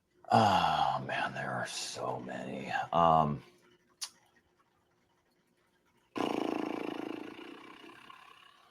Gosh, man, that's a tough one. Fishing personalities, it's not so much of a personality as it'd be like random. I love watching normal guys, YouTube channels, and I do this often, man. I'll go through deep dive rabbit holes of just people. The title will be brook trout in small stream or whatever it may be, and like that's like a personality I can't pinpoint. There are so many great ones. To be honest, dude, I would have to say like John from Anglers. Like, that's my personal fly shop. Like, that's my go-to as far as like knowledge, and like he's such an OG. But like that personal interaction would be my go-to. As far as like YouTube channel, I don't know, man. There's not many. I just go on deep dives on and I love watching dudes just adventure, and they're just going. They got their GoPro on. Yeah, it might be great production. It might be terrible. It doesn't matter, dude. I'm seeing them on the river, Euro nymphing or chucking streamers. It's amazing. So I don't know, I'm pinpointing one, but like that's my go-to is like rabbit holes of just dudes with GoPros get out on the water and they're starting a little. I love it, dude. It's great. Yeah, dude. Yeah. And that personal touch, like with that guy, John, like you have a personal interaction with, that's also like great because the personality, not just you've watched the personality, which is awesome. 100%. And then too, like obviously the guides I've met on the river, it's like that personal touch, like they're my go-to too. Like it used to be like just fish, and I'm just searching for the next freaking trout. But like I'll be watching people now too, and like their nuances and the cadence of their cast and like stuff like that. So like that's huge inspiration for me. It's like watching that. So this is not a question in the question round, but I don't have a whole lot of experience fly fishing at all. But I noticed like casting is very much like everybody has a little bit of a different, like little different style to it. I mean, I know there's different types of fly fishing, like you said, Euro nymphing and streamers and stuff. But like when you see someone cast, is it almost like an expression of their personality? Like, do you find that? I find that wholeheartedly too. And like anyone can tell you it's 10 and 2 and all this stuff. Well, there's so many, just like, bass fishing or whatever else, like you're swapping blades on your spinner baits, right? There's so many nuances to it. And like, all I could say is, but there's a personal touch on all of it. Like, I'm sure dudes see me getting balls and I'm rocking with my gear and stuff. They're like, this motherfucker, like what's going on with it? Like, and I'm walking with a fly rod, but it's like, there's so many, like that's my personal touch on it. But yeah, I watch people too, and it's beautiful, dude. It's crazy. And even sturgeon fishing, bass fishing, I noticed too. It's like there is a personal your fingerprint is on that line. It's I love it, dude. It's nuts. But yeah, especially with fly fishing, from what I've seen, is like there's like I don't know, if a cadence is the right word, or like just like casting stroke, loading the rod. But like everyone's got their own little touch to it. And like, obviously there's wrong and right ways to do anything in life, but like, Right. Yeah. I see these guys and it's like, yeah, dude, that's, and then too, I'll be watching, there's another one too. There's this little freaking 10-year-old kid and he's in Florida. He's in the Mecca, but dude, this kid is double hauling and shooting lasers with a freaking, probably a 9 or 10 weight. And it's like that, just that kid, dude, it's so inspiring to me. I'm just like, that is so badass. Like I never, like, it's just cool. Yeah. I've noticed that for sure. It's like, yeah, your fingerprints on that line, 100%. I'm gonna put this out here right now before we finish this question round. I'm gonna put this out here because it needs to be out in the universe. It needs to be out there. God will hear this, and somehow you and I will go fly fishing for tarpon in Florida. Oh, it's happening. Because that is one of my target species, and all I ever see is people fly fishing for them. I'm like, all right, well, I gotta learn how to fly fish, dude. So. Dude, tarpon, I've seen them explode, and I'm like, that's the fish. Yeah, 100%. 100%. It's We'll gonna happen. We're gonna do it in the universe. Keep going. Keep going. Yeah. Everybody who hears this, if you guys want to fund us to go do that, that'd be great.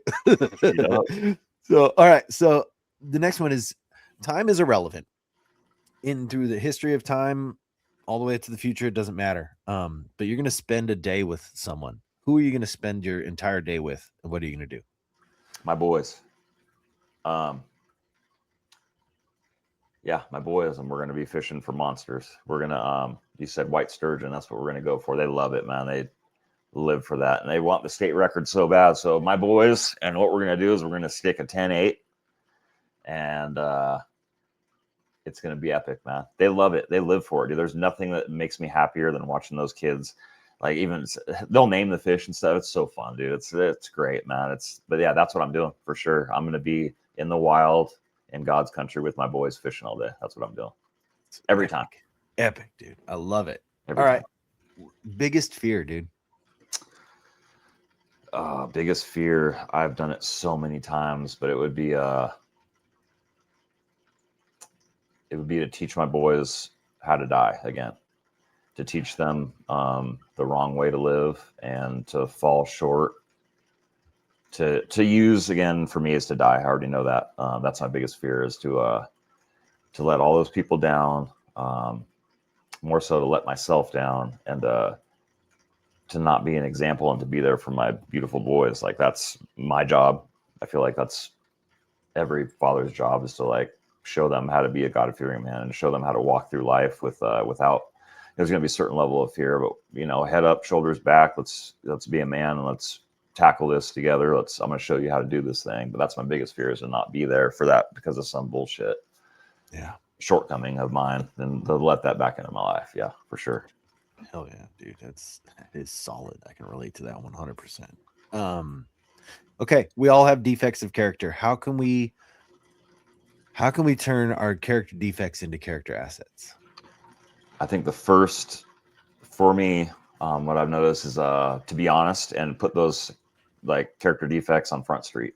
So what I'll do is I'll tell on myself about stuff, like, hey, I'll preface certain stuff, be like, hey, I'm not really great at this, or I'll talk to my sponsor, be like, this is what I'm going through.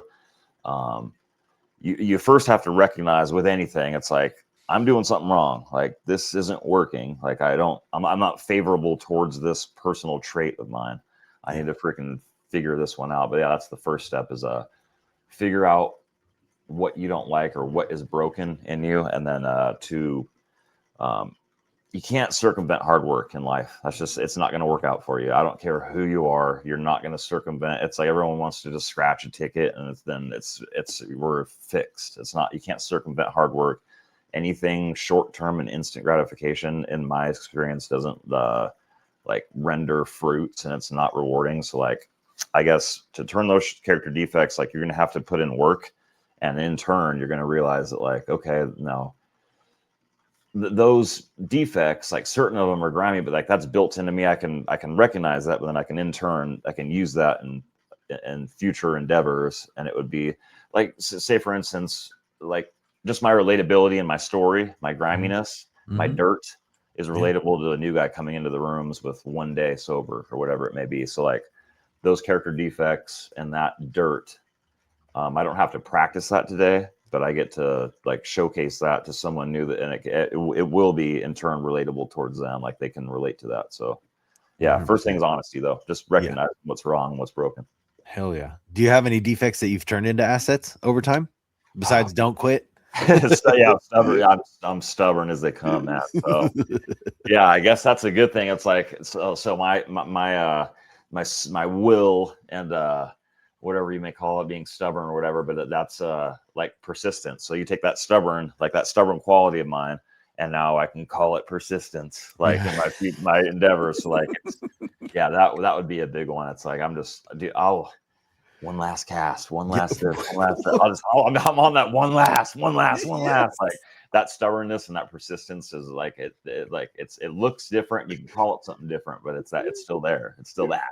Dude, I love it. You said it, and I've never thought about it this way, but I love it. For all you people out there who are not struggling with addiction, who don't understand what struggling with addiction is like, but you like to fish, last cast is addiction in a nutshell. Like 100%. Last cast is always 20 more minutes. That's just how it goes. easy. Yeah, it's that last cast might take me to the freaking courthouse signing divorce papers, man. That last cast it's a big one. That's a big boy, dude. Right. Yeah. Right. Oh my gosh. Yeah. Same struggle at my house. Last cast. Yeah. I swear. But I got to walk back, and I'll fish the whole way back. Absolutely, for sure. Yeah. So all right. So have you ever been broke because of fishing? Like, oh, I want tacos or I want flies. Just flies, and then I'll be hungry. Man, that's a weekly struggle for me. It's like I'm in a season now to where, like I said, I'm trying to shed stuff and shed debt, and like I'm trying to. But man, that fly shop, like the fly tying materials or that freaking new line or that new rod, dude, I will. If it came to me personally, obviously my family comes first, and I have to keep that at the forefront. That's part of the gig. But like, I'm out there and I'm on the river, and it's like to catch a fish or to like fill the belly. Like I'm catching a fish. There's no question. Yeah, I'm going broke. 100%. Yes, I'm going broke. I don't care. I love the honesty. I love it, dude. Thank you. I'll figure it out. Yeah, but no, we're fishing. Yep. I can be hungry. I can go to sleep hungry. I can't go to sleep without. I'll fix that later. I'm not. There's a freaking 30-inch steelhead I got to stick. So, yeah. Yes. So, all right, man. So, right now in your life, what is your biggest struggle? I think you said time is irrelevant. And it's like, so time is like an asset. It's something we can't get more of. Yeah. It's time management. It's like, and to focus on like, I don't know. It's like, I always equate it to, it's like one of those books where you can like pick the different, remember those books? Maybe I'm dating myself. Choose your own adventure books. Yep. Yeah, dude, where I pick the adventure, like, which way we go there. It's the same thing. It's like, I'm trying to focus and I can't get any more time back. So it's like, where do I focus this time? Obviously I'm going to focus a lot of my time, the majority of it, on my boys and, raising men. But like my biggest struggle right now is time management and like giving too much of myself away, maybe in a certain sense of like, maybe that's not the right place to allocate a certain amount of time. Like time management, I just suck at it. I'm getting better, and at least I'm cognizant of like, that's where I'm at right now. But time management is huge, man. It's like, how are you going to get to that end goal? And like, it's going to take time. And dude, I'm 44. Right? I'm almost dead. Like I said, it's like crazy. It's like, I ain't got a lot of time. Like I have to use that time wisely. So that's my biggest struggle right now. Yeah. Hey, I can relate, dude. My work family life balance is terrible right now. Like just trying to figure it all out. Same. Why didn't somebody tell me when I was younger where I wasn't going to have it figured out? I might have like worked harder as a kid. For sure. Absolutely. So, all right. Have you, okay. Here's a good one. So in skateboarding, you jump down 20 stairs, they call it a hammer. Like you like a major accomplishment, like holy cow, like that's a hammer. So you can have for this question, a healthy sense of ego, like a healthy sense of it, and go, what is your life hammer? Like what can you beat your hand on your chest and be like, I'm proud I've done this. Like, what do you got going on for a life hammer right now? Life hammer. Let's see. I think at the forefront would probably be like my presence on the water, to be honest. I take pride in that, and that may be a healthy sense. People know me. I'll be at the fly shop, or I'll be at freaking. They'd be like, "I've seen what you're doing." Like I'll post on some of the guides pages and stuff, and like, you know, you're out there, you're doing it. Like, but the life hammer more or less is like dudes of all walks of life. They'll come up to me and they'll be like, so how are you doing this on the river? So what are you doing? They're asking me for suggestions. I'm like, whoa, this is wild. But like, I'll even have certain guides be asking me, you know, I'm friends with them, like, you know, how do you do it?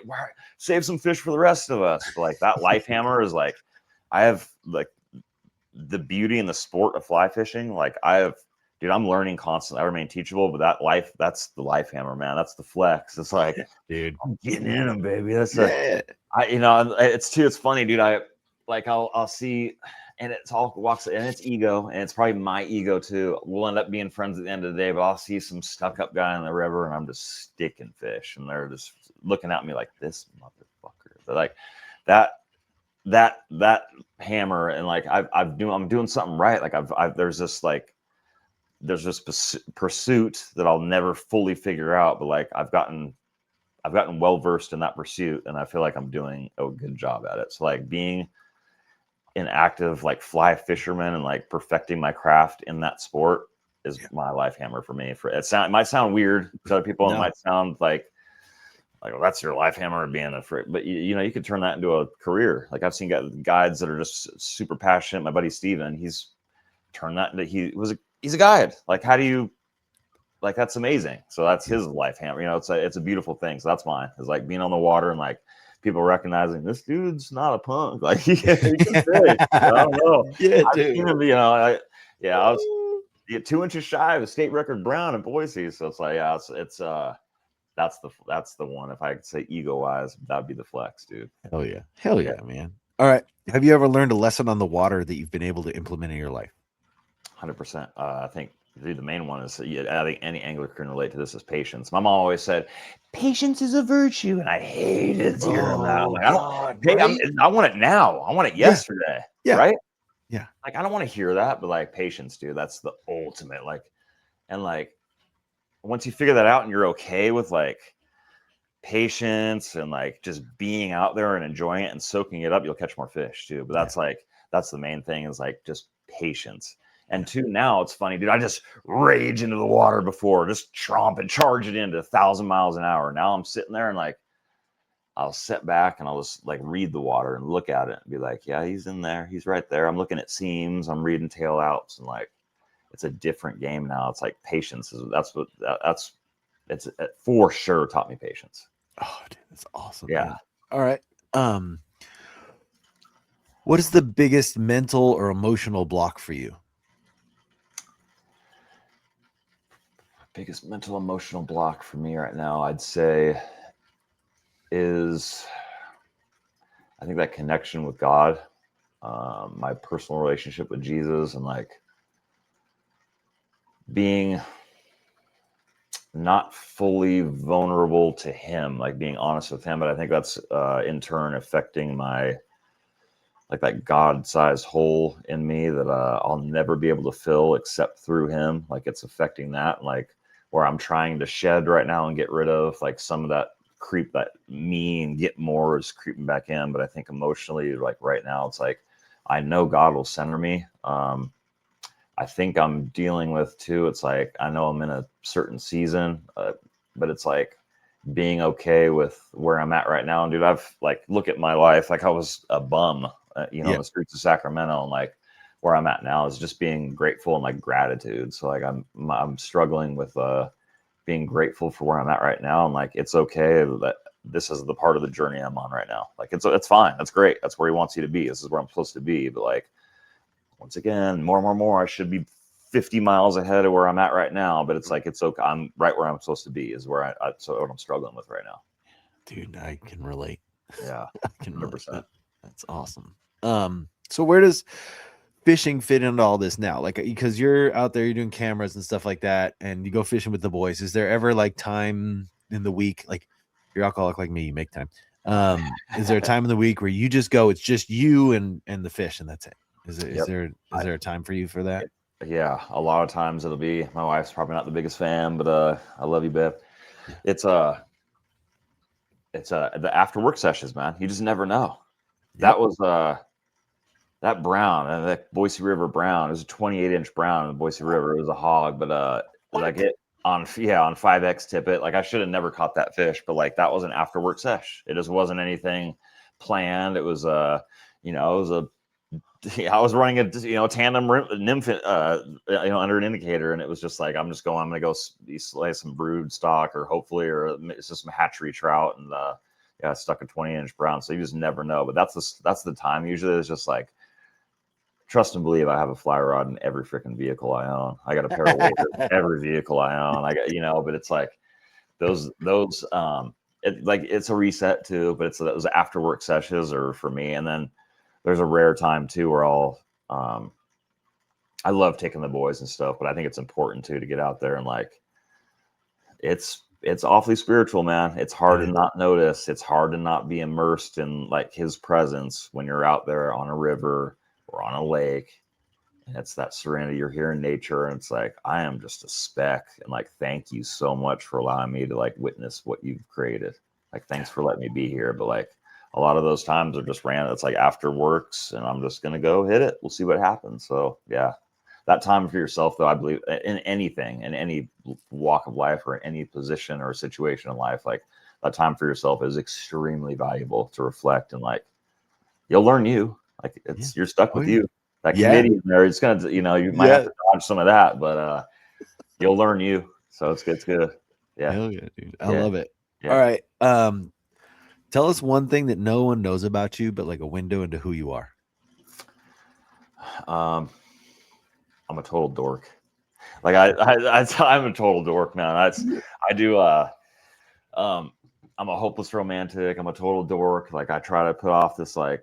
Obviously, this rough. I know this rough and tumble, but like, really, dude, I'm a softie. Like I don't, and it's funny too. Like the metal jar, I still obviously did deathcore and all that tech death metal is in my blood, but like a lot of stuff has changed for me now, man. It's like horror movies and stuff. It's like I don't really enjoy those anymore. So it's like it's weird that like I'm just like doing this new thing where it's like I mean, you might not catch me watching some rom-com with my wife, but I don't know, dude. It's just totally, it's changed, man. It's if a window into me is like, I'm a big softie now. Like I'll be watching these people. Who knows if it's real or not, but like just YouTube stuff where like there's this little kid and he's selling water bottles on the street, and some dude walks up and be like, "Hey, how much for all the water bottles?" And like hands him $1,000 and be like, "I don't want you to work today." Like I'll start tearing up over that shit. Yeah. It's like that's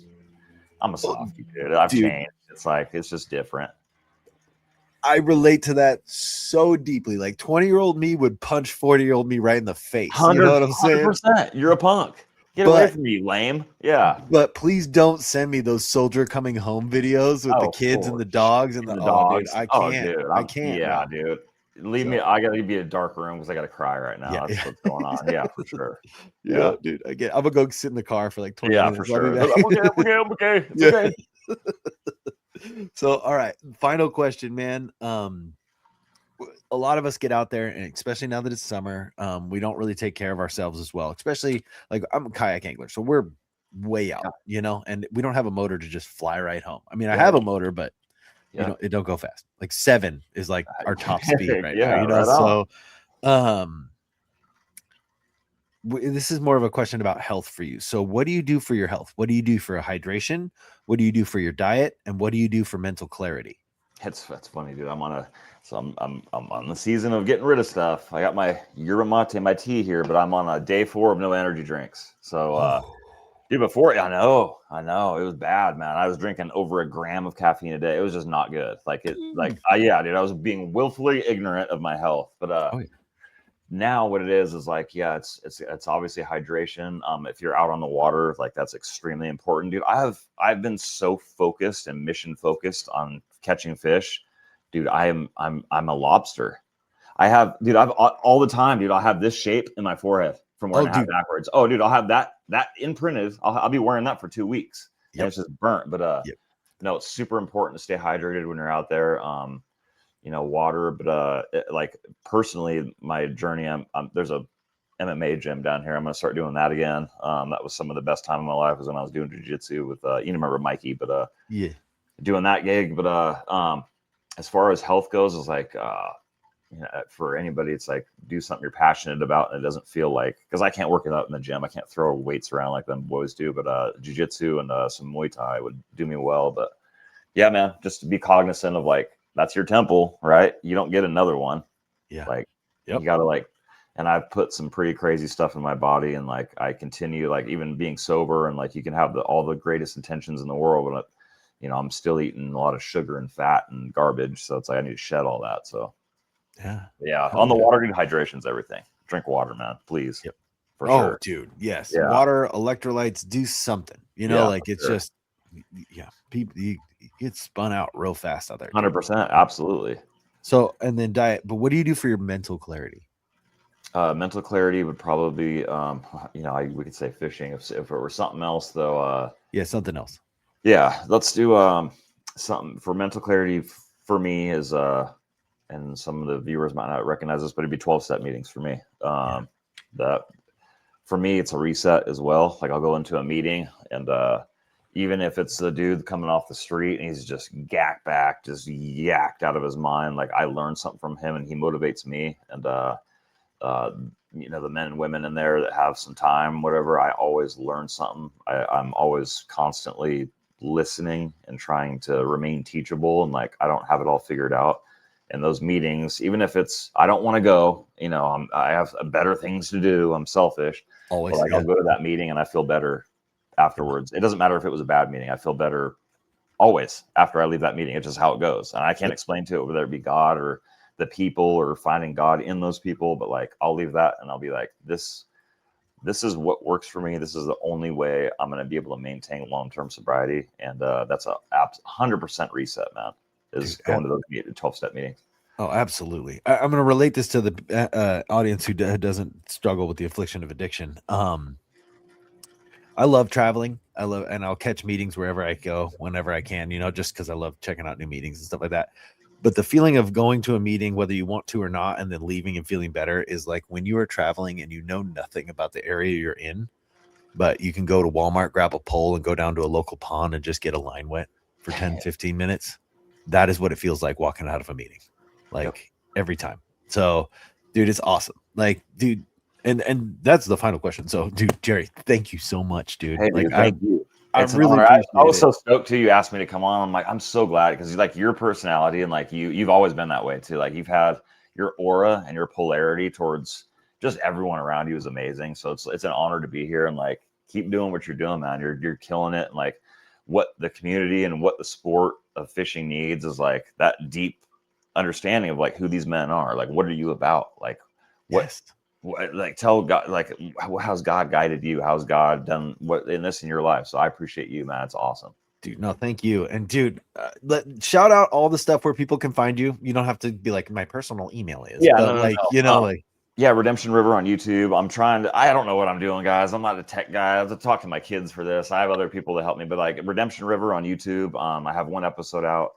I have plenty more that are I have one on the 18th. I'm excited about filming, but yeah, Redemption River on YouTube, and then I'll be having it on all platforms. I still don't know. I'm just figuring it out as I go. But yeah, if you guys are interested, it's just experience, strength, and hope, man. If you want to do something different and you want to see, or not, you just want to see someone cool on the water and someone interesting, that's where you'd find it, is Redemption River on YouTube. But no, I appreciate you, man. This has been a great experience, and you're the man, dude. No, you're the man, dude. Okay, I'm gonna bust you out at the end just because it's at the end, and if anybody listened this far, like you get a little nugget of a story. Hell yeah. So one time I was at a meeting, and I asked Jerry to speak at the meeting, and Jerry's like, I don't speak at meetings. I'm like, come on, just speak at the meeting. You're like, okay. And so he gets up there, and in California it's called speaking, in other states it's called leading. And he gets up there and he says, my name's Jerry. I'm an alcoholic. I used to drink, and now I don't. Thank you. And that was it. And I was like, yes, this is the most epic thing ever. Yeah, dude. Dude, it was so good, dude. Yeah. Oh, man. That's awesome, man. Heck yeah, I remember that. Hey, bro, it's still to this day, like, I sing your praises. Like, that was the best thing I've ever heard in my life, because there was no bullshit. It was just cut, dry, boom, done. And I was like, this is where I'm at. Oh, yeah. Dude, I love it. Well, dude, Jerry, dude, thank you. I'm so proud of you, dude. Like, I am I'm not your elder. Like, we're the same age. We came in the game basically together, dude. Like, we are peers 100%. But I just want to say, 100%. brother to brother, dude, like, I am so proud of you, dude. Like, it is so amazing to see you alive and doing so well. Like, it makes me so happy. So thank Likewise, you. man. Thank you. I appreciate you. Dude, I appreciate you. I'm going to put you in the green room for like 5 seconds while I close this thing out, which is probably Cool deal. longer than 5 seconds, but hold on one All right. second. Everybody, that was my homie Jerry Yancey. You can get a hold of him where he said Redemption River on the YouTube. Hopefully he will come out with some social media, maybe have his kids jump on that, where he can have a social media following where people can contact him and connect with him, because that story is absolutely incredible. And I know there's hundreds of you out here that are just like this. You're just like us. And if you're not, like, congratulations. I'm glad you don't have to suffer through all this stuff, but thank you, Jerry, for sharing your experience, strength, and hope. And thank you for showing us that we can recover and that life can be good with God. And one little message of positivity for everybody.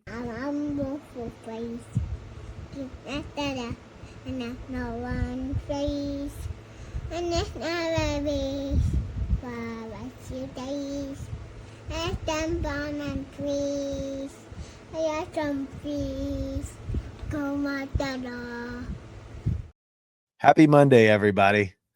And